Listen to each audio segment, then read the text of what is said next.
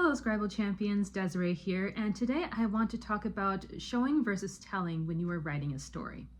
So when I was in college, I minored in creative writing, and I loved my English and writing classes. They were the best. I miss them.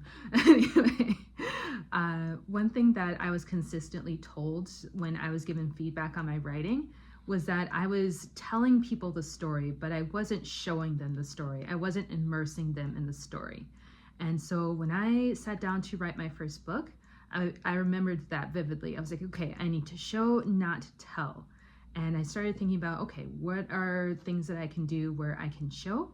And what are some things where I need to tell, or like closed door things? For those of you who don't know, my first book is called Kaleidoscope: A Journey to Hope. It is a fiction novel about human trafficking, told from the point of view of 4 girls in it trying to get out and restart their lives. I wanted to share the story to raise awareness, but also to inspire hope in people and show what could be if women and children were identified and given the proper help and care that they need. Now, with that, I had done a lot of research. I had read several books and read several articles. I wrote several articles myself and a few other creative works. This was the first one that I was looking to have published. Now, right off the bat, when I'm writing this, I'm like, okay, show versus tell. I can't show everything. I mean, like I could, but that's not really going to serve my reader or my audience. So what are some things that I want to amplify, and what are some things that I want to maybe like not do that so much? And so when you are writing your own books, I want to encourage you that there are places where you can tell the reader what's going on, but there are different places where you are going to want to show the reader what's going on. For example, say you are writing a fantasy novel or a fiction novel that involves a war zone, or if you're writing a memoir and you are a soldier with some past war experience, there are times when you can definitely show what is going on in those battles. You can show the fatigue that the warriors are experiencing when they are in battle. You can show the nervousness that they may have. Don't tell us like, oh, Aragorn was really nervous entering into battle. Like, you can show us by saying, hey, you know, like, you could start hearing his pulse and pounding in his ears. His breath was coming in very rapidly and very sharply. He had to take a few deep breaths and close his eyes, breathing in for a few seconds, breathing out for a few seconds, just to calm his heart rate and calm his mind. There are things that you can do where you can show the different emotions that characters are feeling. You know, like say if you're not writing something about a war zone, you're writing about a romance. What is this person feeling? Is there warmth that is rising in their chest? Love and affection that they might have in their eyes, a twinkle or a glow that they may have about them. Showing and describing that versus saying, Harry really, really loved Jenny.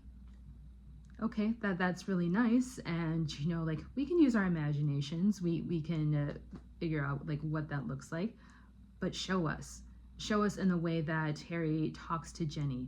Show us in the way that he fights for her and cares for her. Like, show us that there is this love. An example that I want to give to you, like from Kaleidoscope, because that's where I started this. Part of the setting for Kaleidoscope is a home that some of the girls are kept in. And I wanted to show that like sometimes there is abuse that happens, you know, like from the pimps that are controlling them. And I did not, you know, like amplify or like show a lot of sexual abuse. I wrote it in a way where it's like closed door, moving on to the next chapter. But some of the physical abuse I described in showing and saying Serena had bruises all over her chest. Her ribs hurt when she tried to breathe in. Different things like that. So when you are writing, like, remember there are places that you can show some of the things that your characters are experiencing. You can show some of the pain that they are experiencing. If you're not showing the like actual like infliction of that pain, you can show the after effects of it. One of my friends, her name is Angela, she wrote a short story about Merlin. He was on a journey to go and find, I can't remember the woman's name, but he was going to find the villain.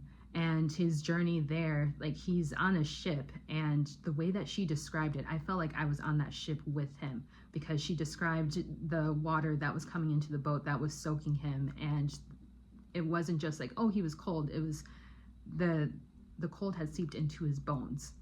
He was absolutely drenched and soaking wet. He had a cut on his hand, and from the sea waters that were washing over, like she was describing the stinging in such a way, it was like, dang, my hand hurts now from like reading that. So I want to encourage you, when you are writing, to add more descriptors and to also immerse your reader into your story through the descriptions that you give, by showing them, by also making them feel what your characters are feeling. If you are writing a nonfiction book, sometimes we're like, well, I can only describe so much with this memoir. That's okay. If you're describing a memory, like say you're coming home and your mom is like cooking food, you can describe some of the food that she is cooking, like your mouth is watering because you can smell the chocolate chip cookies as they are being brought out of the oven. You are smelling the fried chicken that she has going. You can describe how the food is to your reader, because even though it's a nonfiction book, they're still like picturing it, they're still salivating, they're still like in this scene with you. So those are some tips and tricks for you as you are writing your book, ways that you can show versus tell, and also knowing when to do that and when not to do that. Another example of this would be, like, I know I just used the example of describing the food. You can describe it for like a paragraph. Don't go into like 3 pages about just the food. One of the pieces of feedback that I got from one of the first fantasy books that I was working on, someone was like, you spent way too much time like explaining the process of opening the door. Like, you used 10 sentences. I needed 1, maybe 2 at most. I was like, fair enough. So I had to cut that down. Knowing that some of the mundane tasks that your characters might be doing might not need a whole like theatrical monologue of how the process of doing the mundane task is going. So those are some things to consider there. Another thing to consider, like when you're writing, write out your rough draft, write out your first draft. When you are going back to reread it and going back to edit it after your rough draft is done, if you get to a scene where you have a lot of description and it's very beautifully written, but as you are reading, you feel like, okay, I've completely slowed down now. Like, my story had this good pacing, good momentum going, and now I get to this scene where I described all of this, and now I'm kind of just like in a lull. That's when you can go back and say, okay, maybe that's a good place to tell, and a better place to show is this other paragraph here, or this other scene here. So some tips and tricks for you for showing versus telling. I hope that helps you, and I'm very excited for the work that you are putting together. I'm excited to hear more about your story journey.